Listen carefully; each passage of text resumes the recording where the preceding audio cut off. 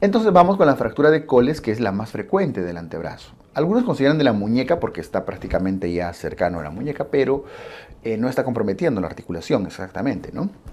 Entonces, ¿qué es la fractura de coles? Es una lesión extraarticular, no compromete caras articulares, de la metáfisis del radio. También le llaman lesión de Poutier y es la fractura más frecuente del miembro superior. Bien, ahí está, la famosa fractura de coles. No me vayan a marcar que es del cúbito, ¿eh? Es del radio, de la parte distal del radio y no compromete caras articulares. La fractura de coles se ocasiona por caída sobre la palma de la mano, es decir, así. Esa es la forma de la caída, sobre la palma. Ahora, por la forma de posición de la mano, que está bastante extendida, está en esta posición, también pueden llamar a ese movimiento como dorsiflexión. De hecho, es como más frecuentemente les van a preguntar. No suele decirse tanto sobre la palma, sino con la mano en dorsiflexión. Bien, ese es el mecanismo de caída y lo que explica prácticamente todo. Vean que al caerse de esa forma, el fragmento roto, estoy mostrando la imagen de la derecha, el fragmento roto está desplazándose hacia la parte dorsal, ¿cierto? Vean la forma, cómo se está partiendo el hueso. Es muy característico, no exclusivo, pero muy frecuente en abuelitos osteoporóticos. Igual cualquier persona se puede caer, ¿no? Se puede caer y romperse. De hecho, los jóvenes también, los adolescentes también, pero es un poquito más frecuente en los ancianos osteoporóticos. La clínica DDD, ya no vamos a repetir eso. Dentro de la clínica hay un desplazamiento dorsal y radial, principalmente dorsal. Quiere decir que el fragmento roto se va, miren hacia dónde, hacia el dorso de la mano, hacia la parte posterior, hacia atrás, hacia esta zona de acá. Ese fragmento roto se moviliza con todo el carpo, con todos los huesos del carpo, porque aquí está la articulación, ¿no es cierto? Entonces, este desplazamiento dorsal se lleva toda la mano hacia atrás, dando la imagen característica del dorso de tenedor. Clarito ahí. O sea, creo que está claro, ¿no? Pero por si acaso, ahí está. La mano adopta esa posición, el dorso de tenedor, que es de hecho la pregunta frecuente. O en todo caso el signo de la bayoneta, que también se le describe. Pero todo se explica, sobre todo dorso de tenedor, por el desplazamiento dorsal. Bien, ¿qué más? El diagnóstico es radiológico, evidentemente, aunque la clínica ya prácticamente muestra una fractura, puede ser desplazada, no desplazada, etc. El tratamiento, la mayoría de veces, salvo que haya un desplazamiento severo, una luxación asociada, fracturas múltiples, qué sé yo, la mayoría de veces corresponde a un manejo ortopédico. Hay que reducirlo hacia el otro lado. Si el desplazamiento fue dorsal, la reducción tiene que ser ventral, en dirección a la palma, ¿no? Traccionar la mano y presionar el fragmento roto hacia la parte palmar. Es lo que hacía el huesero. Lo que hacía el huesero, les jalaba la mano y crack, les traccionaba para que regrese a su lugar. Y como hay un desplazamiento muchas veces también radial, se regresa hacia la zona cubital. Simplemente se hace lo contrario del desplazamiento. Reducción ventral y cubital. Previa tracción. Voy a agregarle acá mejor para que no se confundan. Tracción. Y el yeso luego se inmoviliza, se coloca un yesito por 6 semanas. Ya saben que más o menos 4 a 6 semanas es lo que tarda en formarse un callo. El callo óseo, luego el callo blando, luego el callo óseo. Ahora, si bien se describe un yeso brachiopalmar, usualmente antebrachiopalmar para las fracturas de coles, lo cierto es que lo correcto es poner un yeso brachiopalmar desde el brazo hasta la palma de la mano por 3 semanas. Por 3 semanas. Más que eso, no, porque ya saben que luego de 3 semanas las articulaciones, sobre todo el codo, terminan en rigidez. Entonces se retira el yeso brachiopalmar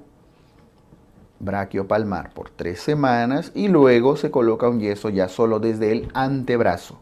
Antebrachiopalmar por 3 semanas más. En total, antebrachiopalmar por 3 semanas. Por eso en total suman 6 semanitas, ¿sí?, de inmovilización. ¿Por qué a los 3 meses rompieron el yeso? Porque primero, a las 3 semanas, perdón, quise decir 3 semanas, ya se formó el callo blando, por lo tanto ya hay cierta fijación. Y segundo, que más de que 3, 4 semanas ya se endurece el codo, ¿no? Se pone rígido. Por eso es que se retira el yeso grande. Y luego aquí le ponen su firma, sus tatuajes, ¿no? Sus recuerdos. Muchos han pasado por eso. Entonces, el tiempo total en coles, 6 semanitas. Acuérdense, por favor, lo crítico acá es que sepan cómo es la caída. Sobre la palma de la mano o en dorsiflexión. Y lo otro, el desplazamiento, que es dorsal, con su signo del dorso tenedor. Y esto que se equivocan bastante, ¿eh? La lesión es extraarticular de la parte distal del radio.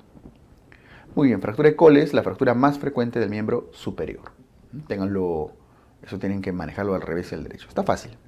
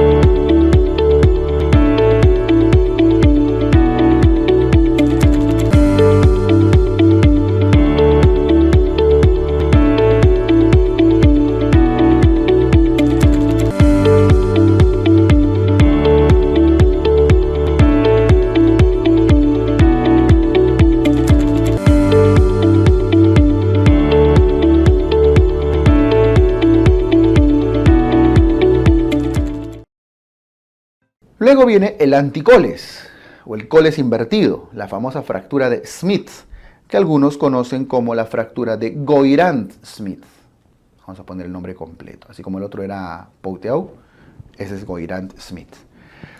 Ya ocasiona también lesiona la metáfisis del radio, es muy similar a coles, pero la caída es al revés, ya no es sobre la palma, sino sobre el dorso de la mano. Ahí están viendo la imagen, ¿no? El famoso coles invertido. Y al caer sobre el dorso de la mano, que es menos frecuente, pero puede pasar, vean hacia dónde se desplaza el fragmento roto con toda la mano, hacia la palma. Es un desplazamiento ventral, palmar, pueden decir. Por eso la mano adopta esa posición. Ya no se va hacia atrás, sino el fragmento roto con toda la mano se van hacia la palma, hacia la parte ventral. Y eso da el signo característico de la pala de jardinero. No encontré una pala de jardinero así clara. Yo tenía una palita antes que le tomé foto, de ahí la perdí. De hecho, incluso este parece que tuviera un dorso y se parece mucho a los tenedores. Pero en todo caso, no sé si alguna vez ustedes han podado su jardín o han trabajado su jardín, han sembrado, pero las palas de jardinero son más o menos así. Este es el mango y la parte de la cuchara, la palita, es caído. Es muy diferente a una pala, a un dorso de tenedor. Bueno, estamos acá en jardinería ya. Y cocina. Entonces, es la imagen característica. ¿Por qué? Por el desplazamiento, por la desviación que genera el tipo de caída. Así que no tienen que memorizar. Ustedes simplemente acuérdense que Coles cae así y Goirán cae así, sobre el dorso. Y de ahí va a venir, ya prácticamente van a poder construir todos los movimientos. Es una fractura un poco más compleja que tiende a generar más daño. No olviden que por delante está el canal del pulso, vasos importantes, el nervio mediano, etc. Entonces, usualmente esta fractura de Smith, la mayoría de veces, a diferencia de Coles, suele ser quirúrgica. ¿Ya? Suele ser quirúrgica. Bien, sobre el dorso de la mano, pala de jardinero. Los datos importantes que deben recordar de Smith. Listo.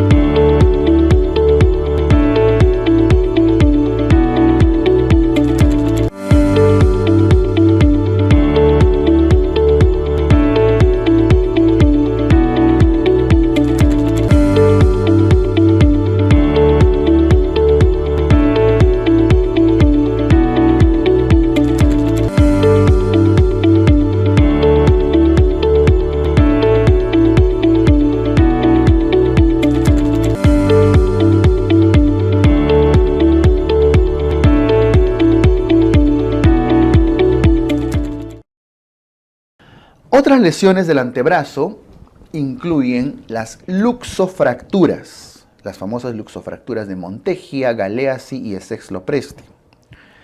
La lesión de Monteggia es esta de acá. Monteggia incluye, como estamos viendo, una luxación y una fractura. Por eso son luxofracturas. Se luxa el radio se está luxando, se está saliendo de su cóndilo, ¿sí?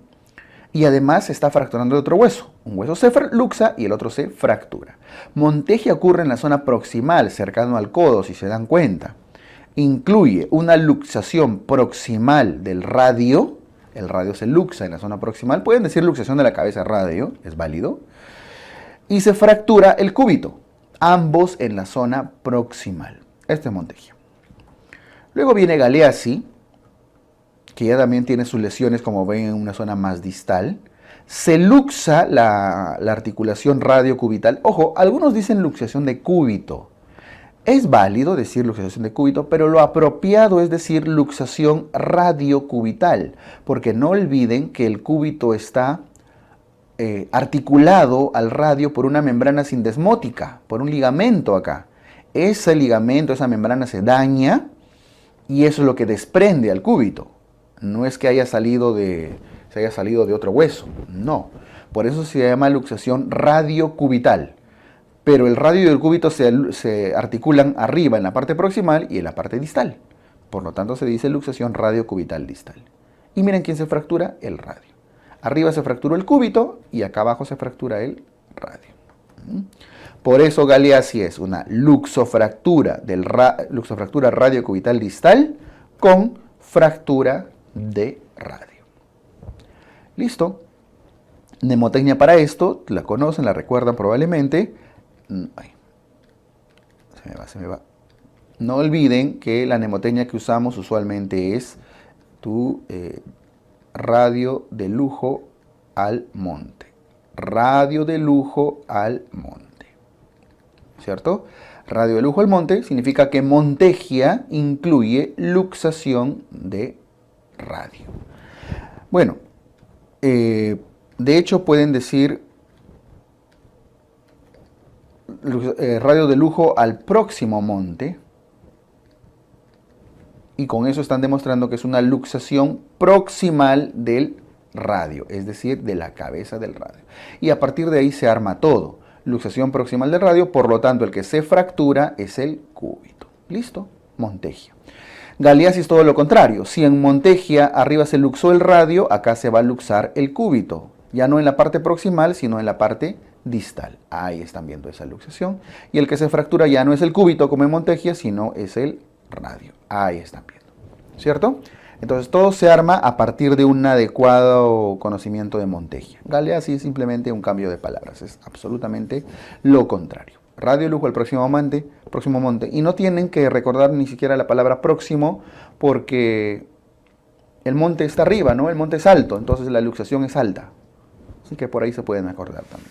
Listo, solo para no fallar en las preguntas. Incluso si les preguntaran Galeazzi, yo siempre les recomiendo construir Montegia con su mnemotecnia y a partir de ahí van armando ya prácticamente van armando todo. Listo. Ahora, lo otro es Sexlopresti. Sexlopresti es una fractura más compleja que incluye, como ven acá, fractura de la cabeza del radio. El cóndilo le mete con un martillazo a la cabeza del radio, lo parte, ¿no? Luego acá se luxa acá en la parte, hay luxación radiocubital distal también, y luego hay una lesión de la membrana interósea, se rompe. Por eso en Sexlopresti ponemos ahí fractura de la cabeza del radio, luxación radiocubital distal y lesión o ruptura de la membrana interósea. De lejos lo más preguntado acá suele ser Montegia. La mayoría de esas son lesiones complejas que suelen requerir cirugía por una u otra razón, porque son luxofracturas, a veces son fracturas intraarticulares con lesiones interóseas, etc. Entonces casi siempre suelen ser quirúrgicas.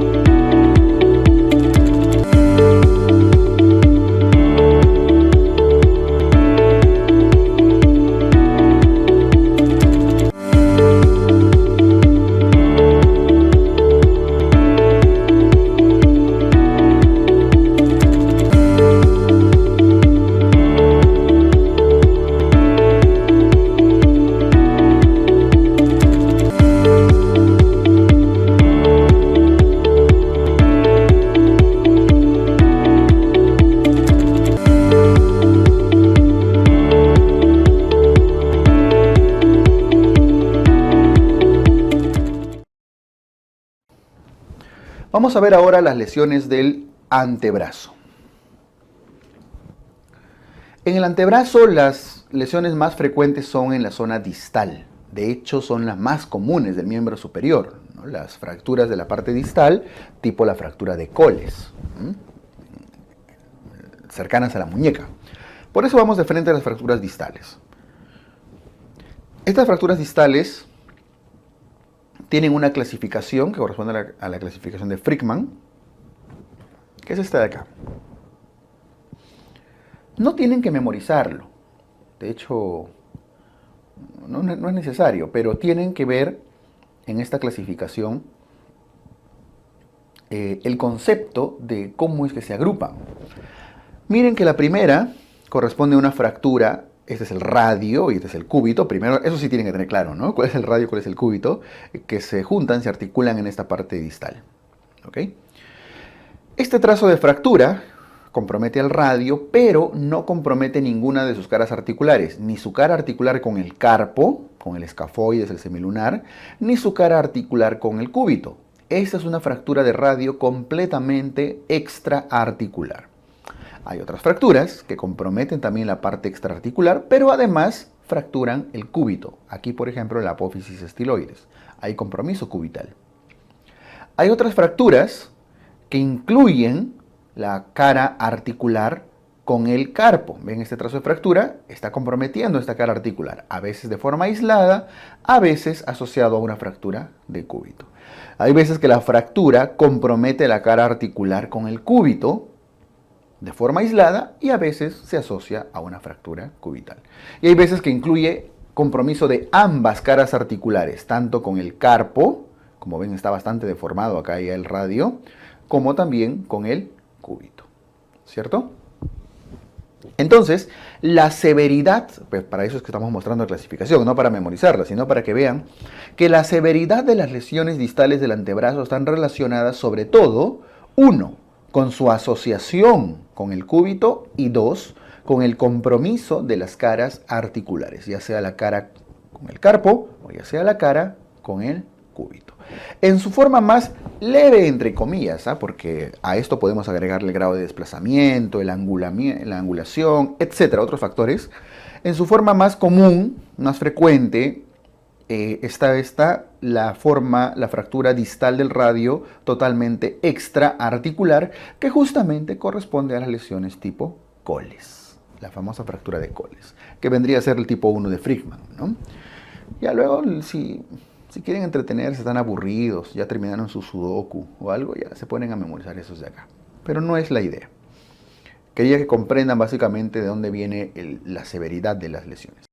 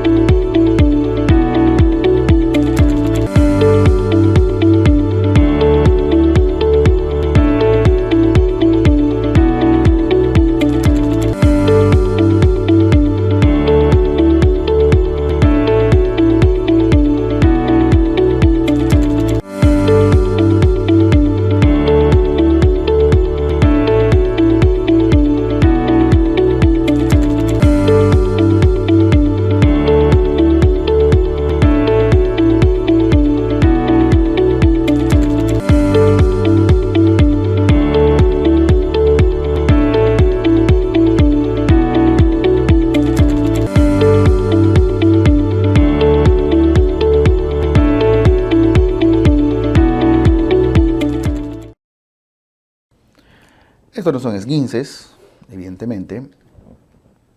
Estos son otras lesiones del antebrazo. Vamos a corregir acá el subtítulo. Vamos a corregir. Otras lesiones del antebrazo.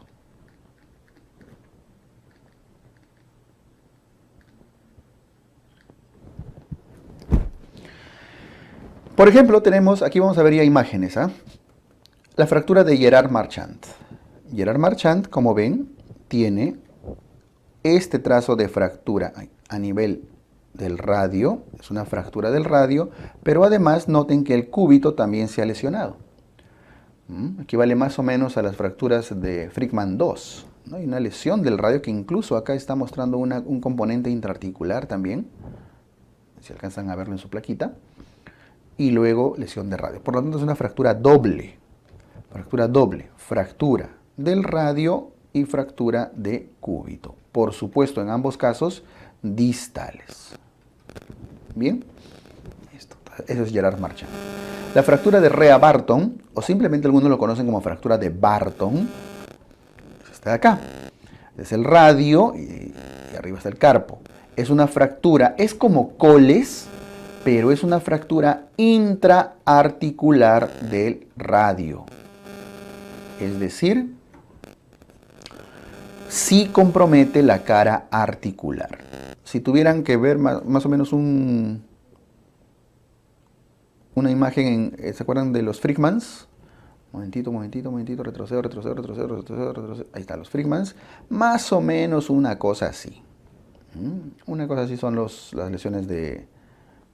O esta de acá, ¿no? Esta de acá, lesiones de Rea-Barton. ¿Ok? Parecido.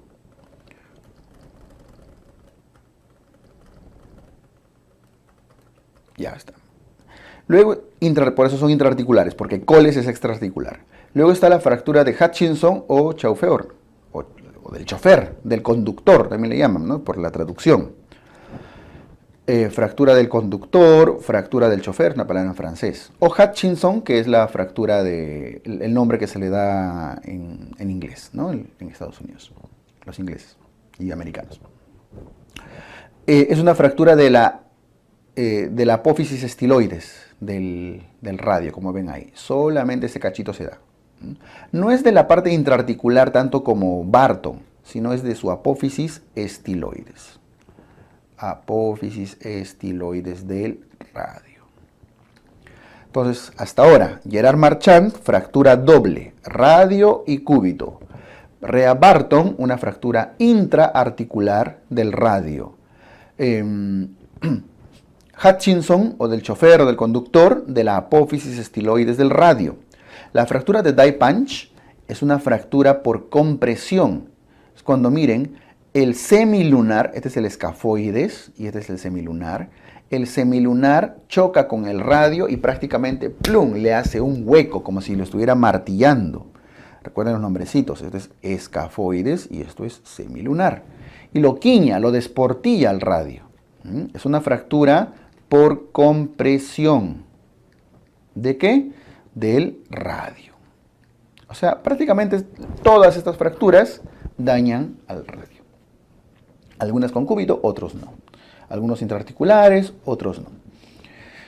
De esto lo que vale la pena recordar han preguntado Hutchinson una vez, podrían preguntarles Barton, que es bastante frecuente, pero siempre les van a preguntar sobre todo cuál es la lesión.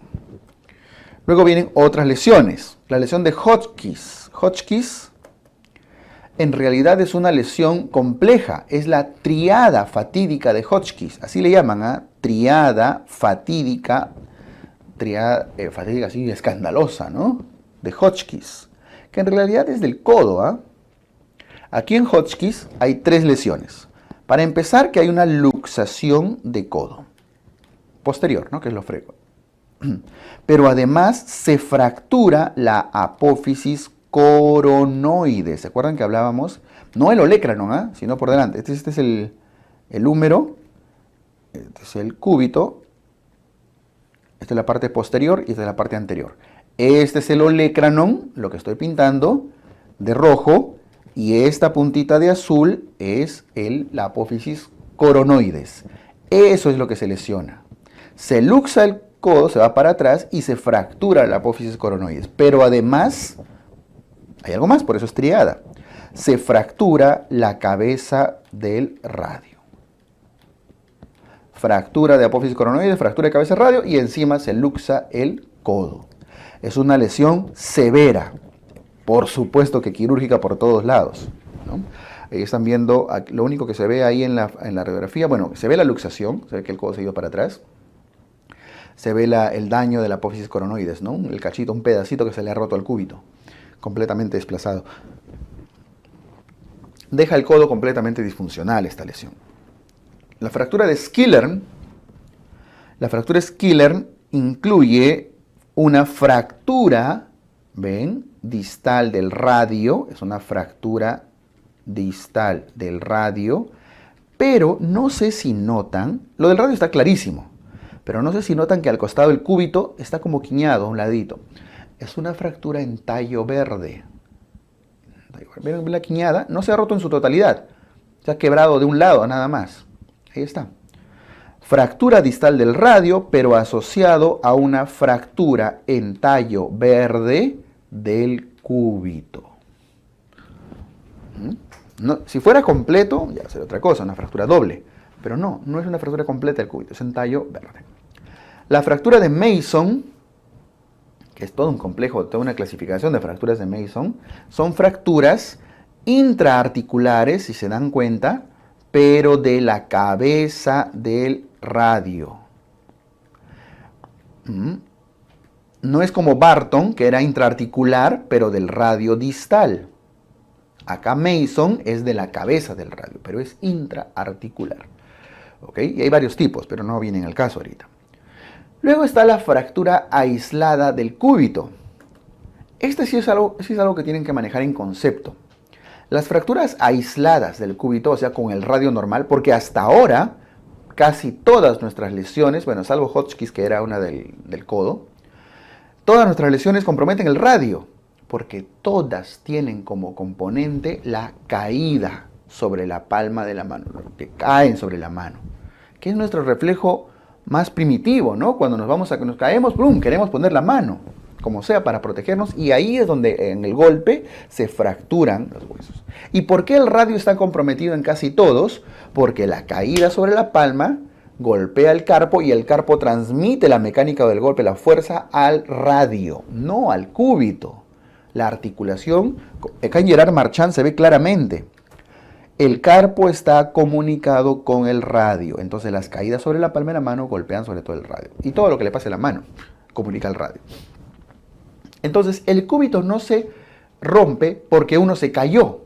Uno no se cae, salvo que uno se haya caído directamente. El cúbito es el que está de este lado, ¿eh? Del lado del meñique, ¿no? Ahí está, en la parte dorsal casi. Uno no se cae así, salvo que de casualidad hayan puesto con los brazos, el antebrazo flexionado, el codo flexionado y se hayan caído sobre un fierro de costado, ¿no? Ahí se ha roto, puede ser. Pero no es el mecanismo usual de caída. El cúbito se fractura cuando hay agresión. Viene alguien y le mete un bate de béisbol, ¡pum!, o un sartenazo, ¿no? Están entrando a la casa, y viene volando un sartén de esos de hierro, de fierro. ¿Ustedes qué hacen? O un escobazo les viene y les cae. Se protegen, ¿no? Ponen su antebrazo y les golpea el cúbito.